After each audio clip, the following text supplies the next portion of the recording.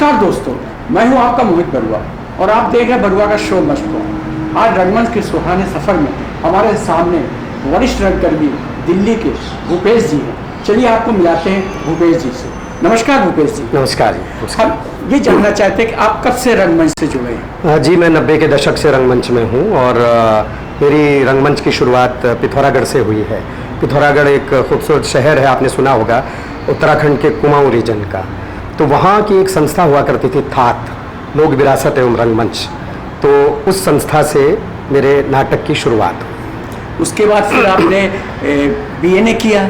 जी हाँ, फिर मैं भारतीय नाट्य अकेडमी में आ गया। हाँ, पिथौरागढ़ में एक नेशनल स्कूल ऑफ ड्रामा की कार्यशाला लगी थी, रेजिडेंशियल वर्कशॉप जिसको कहा जाता था उस वक्त। तो उसके निर्देशक थे राम गोपाल बजाज जी, उसके कैंप डायरेक्टर थे अंकुर जी, देवेंद्र राज अंकुर जी, और उसमें और भी कई लोग प्रशिक्षक थे राष्ट्रीय नाट्य विद्यालय के, जैसे आलोक चटर्जी सर, सत्यव्रत राउत जी और आत्मजीत सिंह जी नौटंकी के लिए, और सुमन कुमार जी ड्रामेटाइजेशन के लिए, इम्प्रोवाइजेशन के लिए। और वहाँ एक नाटक तैयार किया था, उपन्यास है एक मनोहर श्याम जोशी जी का, कसब। अच्छा। तो उस कसब का ड्रामेटाइजेशन हुआ था, उसका मंचन हुआ था, वो अंकुर जी ने डायरेक्ट किया था। तो उसके शोज हुए थे उस वक्त पिथौरागढ़, हल्द्वानी, नैनीताल और अभिमंच दिल्ली में, यहाँ स्कूल में, NST में। तो उसमें मुझे एक बहुत अच्छा रोल करने को मिला। उसमें कौन सा रोल किया था? बब्बन एक किरदार होता है, बब्बन। जी हाँ, तो उसका रोल किया था। और वहीं से जो है फिर वहीं से आगे और रंगमंच करते रहने के लिए या अभिनय करते रहने के लिए एक बेस भी बना और एक प्रेरणा मिली कि अब तो यही करना है, यही करना है। जी हाँ। तो उसके बाद आपकी चलता रहा? फिर उसके बाद फिर और भी नाटक किए पिथौरागढ़ में। फिर भारतेंदु नाट्य अकेडमी में 1997 में मैंने एडमिशन ले लिया, मेरा सिलेक्शन हो गया वहाँ। 2 साल का वो कोर्स किया। उसमें भी आप नाटक करते रहे? उसके अंदर 8 नाटक, 8 निर्देशकों के साथ। अच्छा, उसमें कौन कौन निर्देशक आके आपको सिखाया हुआ? उसमें जो नाटक डायरेक्ट करने के लिए निर्देशक आए थे या जो निर्देशन प्रक्रिया और अभिनय के लिए जिन्होंने काम किया था, उनमें एक तो अब वो नहीं है, वहीं के हमारे गुरुजी जुगल किशोर जी। अच्छा। हाँ, अच्छा, उनके साथ भी किया। उन्होंने रोमियो जूलियट डायरेक्ट किया हमारे साथ। और अरुण त्रिवेदी जी, उन्होंने भी एक नाटक डायरेक्ट किया। हेमेंद्र भाटिया जी, उन्होंने एक नाटक डायरेक्ट किया, जे बात तो है। और उर्मिल थपलियाल जी के साथ, हाँ, उन्होंने एक नाटक माधवी भीष्म साहनी जी का वो डायरेक्ट किया। उसमें और कौन सा रोल किया? उसमें ययाति का अच्छा रोल था। हाँ, जी हाँ। और फिर मोहन महर्षि जी, उनका नाटक था नाटक के बीच, उनका अपना लिखा हुआ, उसमें मेन रोल करता था मैं। और राजेंद्र नाथ जी ने बादल सरकार का कवि कहानी डायरेक्ट किया था उसमें। और जाम्बे साहब, जाम्बे जी ने नाटक किया था इफाकत, तो उसमें रोल किया। तो इस तरह कुल मिलाकर 8 नाटक हुए और 8 नाटकों में अलग अलग भूमिकाएं 2 वर्षों के अंदर वो करने को मिली। और नाटक के अलावा जो वहाँ और चीज़ों पर प्रशिक्षण हुआ, अभिनय का, इम्प्रोवाइजेशन का, निर्देशन का, पाश्चात्य नाट्य साहित्य और क्लासिकल इंडियन थिएटर, ये सब चीज़ का जो प्रशिक्षण हुआ, वॉइस एंड स्पीच, इसके लिए अलग अलग गुरु लोग अलग अलग जगहों से आकर के हमें प्रशिक्षण देते थे। वहाँ चित्रा जी थी, चित्रा मोहन जी, हाँ, वो हमें ये क्लासिकल इंडियन ड्रामा पढ़ाती थी। अच्छा। और वही पढ़ाने फिर कमलेश दत्त त्रिपाठी जी बनारस से आए, BHU से, तो उन्होंने हमें पढ़ाया। फिर जीवन पाणी जी उड़ीसा से, अब तो वो नहीं है, वो आए, उन्होंने पढ़ाया। वेस्टर्न ड्रामा सचिन तिवारी जी इलाहाबाद से वो पढ़ाने आए। तो पूरे हिंदुस्तानी रंगमंच के दिग्गज लोग हमें वहाँ प्रशिक्षण देने आते थे। तो ये हमारा सौभाग्य था। जी, बिल्कुल। तो उसके बाद क्या है? तो उसके बाद आप जानते ही हैं कि जब प्रशिक्षण पूरा हो जाता है तो फिर एक नया सफ़र शुरू होता है कि अब क्या किया जाए। तो एज एन एक्टर या तो रेपेटरी बचती है या तो मुंबई। हाँ। नहीं, तो आप बॉम्बे में जाके, हाँ, फिर दो, या तो मुंबई का ऑप्शन था, हाँ, या भारतेंदु नाट्य अकेडमी की रेपेटरी ज्वाइन करने का ऑप्शन था, या फिर एक और ऑप्शन उस वक्त था कि आदिवासियों के बीच जा कर के उनके जीवन संस्कृति कलाओं के ऊपर रिसर्च करके उनके साथ एक कार्यशाला में उनको ही प्रशिक्षित करके एक नाटक तैयार करने की भी एक अपॉर्चुनिटी थी।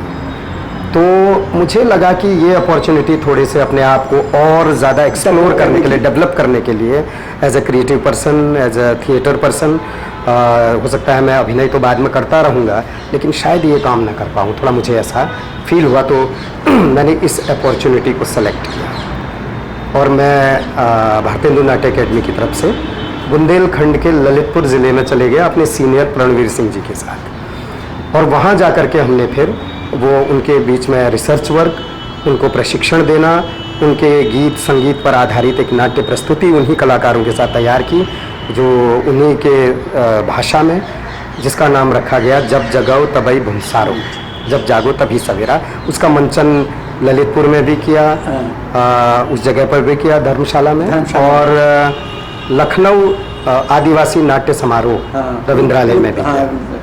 अच्छा, वहाँ भी किया आपने काफ़ी साल। और तो फिर उसके बाद आपने निर्देशन का भार भी संभाला फिर बाद में?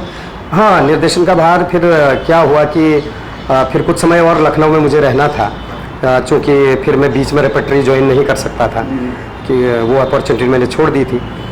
फिर मैं अपने एक सीनियर हैं और बड़े भाई और बहुत वरिष्ठ नाटककार, निर्देशक, अभिनेता, आप जानते होंगे ललित सिंह पोखरिया जी। जी हाँ, ललित सिंह अच्छी तरह जानता हूँ। जी। तो उनके सानिध्य में रहने का मौका मिला, तो उनके साथ रहा, उनके घर पर रहा।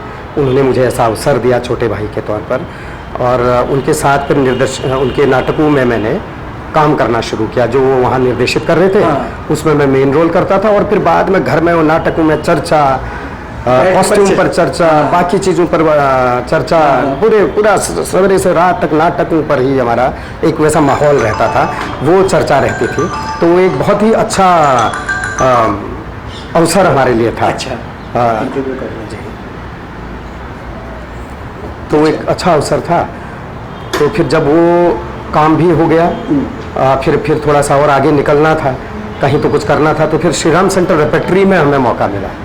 श्रीराम सेंटर रंगमंडल जो दिल्ली में है, साल किया? तो उसमें सिलेक्शन हुआ हमारा सन 2000 में। वहाँ हम 10 से 11 साल रहे, 10 से 11 साल तक वहाँ रहे। ठीक है, तो वहाँ भी कई नाटकों में रोल किया। फिर एक नई जगह थी दिल्ली, तो दिल्ली में हमारे दर्शक बने, और उसमें भी हमने मुश्ताक काक जी के डायरेक्शन में महाब्राह्मण, एक था गधा उर्फ अलादात खां, और कैमलूप्स की मछलियाँ, मुझे अमृता चाहिए, मैं मंटो हूँ, मंटो बाकलम खुद, और दिल्ली 6, कई उनके साथ नाटकों में, एक गधे की आत्मकथा उनके निर्देशन में। फिर चित्रंजन त्रिपाठी जी NSD के पास आउट हैं, वो एक डायरेक्टर हैं, उनके डायरेक्शन में अरे मायावी सरोवर और कैपिटल एक्सप्रेस, तो उसमें एक्टिंग की। फिर अवतार साहनी जी सीनियर डायरेक्टर हैं NSD पास आउट, तो उनके डायरेक्शन में विधाता मत खेले हुए खेल, मेंड्रा गोला। फिर नौशाद मोहम्मद के डायरेक्शन में आपका है वदना, रविजिता गोगोई के डायरेक्शन में कन्यादान, और आपके अनिरुद्ध खुटवट जी के डायरेक्शन में डॉक्टर आप भी। माधवी किसके डायरेक्टर में? माधवी तो मैंने उर्मिल कुमार थपलियाल जी के साथ। जी हाँ, फिर रेपर्टरी में भी एक भौरी कथा एक नाटक हुआ था उर्मिल कुमार थपलियाल जी के डायरेक्शन में, वो भी उसमें भी किया। तो फिर दिल्ली में आके रेपर्टरी में पता नहीं 50 नाटक किए, उसके कई 100 शोज़ दिल्ली में भी और पूरे हिंदुस्तान में। आपके कानपुर में भी हमने एक बार रंगमंडल से आके किया था, एक गधे की आत्मकथा। और उसके अलावा जयपुर, उदयपुर, बीकानेर, नागपुर, महाराष्ट्र में, कर्नाटका में, बंगाल में, हर स्टेट में मंचित के नाटक हर जगह, आसाम में किया। उसके अलावा फिर एक मौका और मिला इटली में करने का। इटली में गए? जी हाँ, तो भूमिकेश्वर जी का नाटक है मध्यम व्यायोग महाकवि भास का, तो वो फिर हमने इटली में किया, उसमें मैंने रोल किया था। इटली में क्या दिन रहे आप वहाँ पे? इटली में करीब 10 दिन रहे। और क्या शो किए वहाँ पे? उसमें शो तो एक किया, लेकिन उसके अलावा हमें बहुत सारी वर्कशॉप्स करनी थी। अच्छा, और उनके साथ इंटरेक्शन करना था। 15 वहाँ के नाट्य दल थे अलग अलग कंट्री के, उनके साथ रोज़ इंटरेक्शन, उनके नाटक देखना, वो बहुत ही इनरिचिंग एक एक्सपीरियंस था हमारे लिए। अभी सुना फिर आप लोग जाने वाले हैं इटली? जी जी बिल्कुल बिल्कुल बिल्कुल, अभी चल रही है तैयारी। अगर वो इम्प्लीमेंट हो गया, हाँ प्रोसीजर में है, अगर इम्प्लीमेंट हो गया तो ज़रूर जाएंगे। फिर उससे पहले एक बार मलेशिया पिनांग में हमने किया था शो। तो हिंदुस्तान में, हिंदुस्तान के बाहर जहाँ भी काम करने का मौका मिला, अभिनय और निर्देशन तो लगातार चलता आ रहा है। फिर निर्देशन का काम भी हमारे श्रीराम सेंटर रेपेट्री में हमको मिलने लगा। फिर उसके बाद एनएसडी में भी आपने कुछ वर्क किया? एनएसडी में एनएसडी की तरफ से नाट्य कार्यशाला निर्देशित करने का मौका मिला। अच्छा। जो मैंने पिथौरागढ़ में बच्चों के साथ किया। संगीत नाटक एकेडमी की तरफ से मिला। फिर जूनियर फेलोशिप में काम करने का मिला, उसको एक कुमाऊं के लोक गाथाओं के ऊपर वो काम किया। और फिर एक मौका मिला कि चूँकि मैं बतौर निर्देशक भी अब अच्छा काम करने लगा था। दिल्ली में मेरी संस्था थी गाथा। तो भारत रंग महोत्सव जो बहुत बड़ा, उसमें भी रंग में मेरा नाटक चारुदत्त उसमें मंचित हुआ, उसमें हुआ। तो एक के बाद एक लगातार अपॉर्चुनिटीज़ ये मिलती गई और लगातार काम करते गए। तो रंगमंच में अपनी गतिशीलता, सक्रियता बनी हुई है। हम चाहते थोड़ा दर्शकों को जो आपने संवाद तैयार हो जरा सुन, तो कोशिश करें कैमरे की। अच्छा ठीक है। अश्वत्थामा वाला जरा। अच्छा अश्वत्थामा वाला में फिर अच्छा ठीक है। ये मेरा धनुष है, धनुष अश्वत्थामा का, जिसकी प्रत्यंचा को द्रोण ने चढ़ाई थी। आज जब मैंने दुर्योधन को देखा, मैं शस्त्र दीन आंखों में आंसू लिए, मैंने मरोड़ दिया अपने इस धनुष को। कुचले हुए सांप सा भयावह किंतु शक्तिहीन मेरा धनुष है। किसके बल पर लूंगा प्रतिशोध पिता की निर्मम हत्या का? वन में, भयानक इस वन में भी भूल नहीं पाता हूं मैं कैसे सुनकर युधिष्ठिर की घोषणा कि अश्वत्थामा मारा गया। शस्त्र रख दिए थे गुरुदेव ने, उनको थी अटल आस्था युधिष्ठिर की वाणी में। पाकर निहत्था पापी धृष्टद्युम्न ने अस्त्रों से उन्हें खंड खंड कर डाला। मेरे पिता थे अपराजय, युधिष्ठिर के अर्ध सत्य ने उनका वध कर डाला। तब से मेरे मन में जो भी शुभ था, कोमलतम था, उसकी भ्रूण हत्या युधिष्ठिर के अर्ध सत्य ने कर दी। बहुत सुंदर। अब आगे क्या करने के आपका विचार है? मतलब थोड़ा सा जैसे रंगमंच को और आगे ले जाना है कि कुछ फिल्मों में आप जुड़ा? फिल्मों में तो मैं बहुत समय से काम कर रहा हूँ बरुआ जी। तो मैंने सबसे पहले पिंजर फिल्म में काम किया था, एक छोटी सी भूमिका पिंजर में, डॉक्टर चंद्रकांत द्विवेदी जी के डायरेक्शन में। तो उसमें मैं काफ़ी यंग नया था, तो एक छोटी सी भूमिका थी। उसके बाद एक अमल इंडो कैनेडियन मूवी थी, तो उसमें छोटा सा एक रोल उसमें भी किया। और फिर थोड़ा सा बड़ा काम किया चिंटू जी, ऋषि कपूर जी उसमें थे, और रंजीत कपूर सर ने वो डायरेक्ट की थी। अच्छा। बॉबी बेदी प्रोडक्शन की, उसमें किया। उसके बाद सोन चिड़िया एक मूवी आई थी, सोन चिड़िया, हाँ, उसमें भी मैंने मनोज बाजपेयी जी के साथ काम किया। और एक दहलीज सीरियल है, हाँ दहलीज आता था स्टार प्लस, तो उसमें मैंने बहुत बड़ी भूमिका की थी, काफ़ी एपिसोड मेरे थे। अच्छा। तो प्रकाश यादव का एक रोल मैं करता था उसमें। उसके अलावा कई टीवी कमर्शियल होते हैं, अभी भी मैं कर रहा हूँ, करता रहता हूँ। तो रंगमंच तो करना है, रंगमंच के ही लोग हैं हम, और रंगमंच ही हमारा जीवन है। और मैं तो कहता हूँ कि हम रंगमंच के लिए ही बने हुए हैं। लेकिन बेसिकली मैं एक अभिनेता हूँ, एक एक्टर हूँ। सबसे पहले मैं एक एक्टर हूँ, ठीक है। तो एक्टर को अगर मंच पर मौका मिलेगा तो वो मंच पर करेगा। कई बार हम रेडियो में भी करते हैं, जहाँ दिखते नहीं, हमारी आवाज़ होती है, क्योंकि अभिनेता का काम है ना। और अगर फिल्म में कोई अच्छा काम मिल रहा है तो ज़रूर करेंगे, क्योंकि एक्टर को करना चाहिए। टेलीविज़न में मिलेगा तो वो भी करना चाहिए। तो एक एक्टर को जितने भी मीडियम हैं उनमें अपने आप को एक्सप्लोर करना चाहिए, ऐसा मेरा मानना है। लेकिन रंगमंच, चूँकि हमारी शुरुआत रंगमंच से है, और मेरे तो 25-27 साल रंगमंच में ही बीते हैं और अभी भी बीत रहे हैं। मैं यही ज़्यादा तो मैं यही कर रहा हूँ। तो रंगमंच में सक्रिय रहूँगा, बतौर निर्देशक, बतौर प्रशिक्षक, बतौर अभिनेता, और कुछ समय बाद बतौर नाटककार। कुछ नाटक भी मेरे आने वाले हैं। अच्छा। मैं लिख रहा हूँ। तो और प्रशिक्षण में भी लगातार दे रहा हूँ, बच्चों की वर्कशॉप्स, स्कूलों में बच्चों को सिखाना।